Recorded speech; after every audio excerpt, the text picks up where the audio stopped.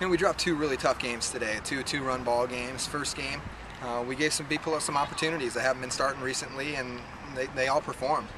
Kimberly Braxton had a big double. Lizzie Olmstead slapping, almost hit a ball out of the park, had a double.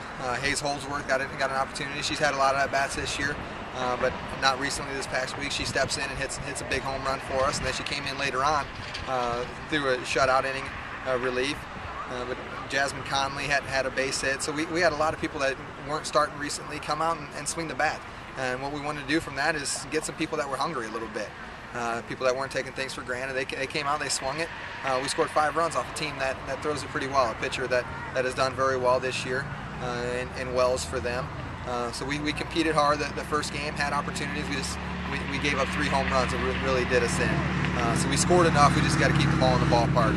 Game 2, we started off the way we needed to with Megan Lombard hitting a home run, but then we didn't put anything else together after that. The innings that we had some opportunities, we put the ball in the umpire's hands a little too much. Had I think 3 called third strikes where we need to fight off, put the ball in play, and make things happen. But we had opportunities against a team that's very, very strong.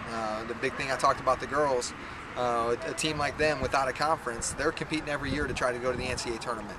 They had an RPI in the 50s last year, so they're 1 or 2 games away from getting the NCAAs. So the mentality that Longwood has is every game matters. If they lose a game, that might put them in a position where they're not getting an at-large bid that they were hoping to get. That's the mentality that we need to take the rest of the way.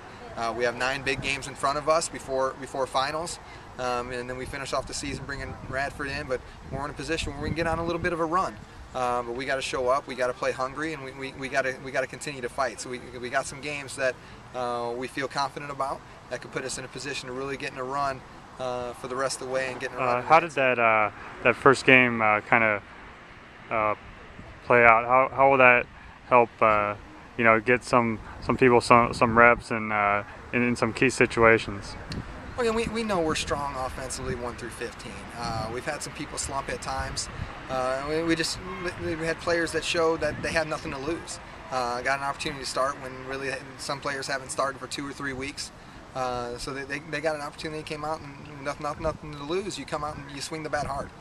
You just try to make something happen. Because the worst thing that could possibly happen is you're not starting the next day, which they've been in that situation a little bit, so they know what it feels like, so that they're playing without fear. So those players, we saw that they can perform against a solid pitcher. So it puts us back in a position to where we have options. We did well early on in the season where we're using a lot of options.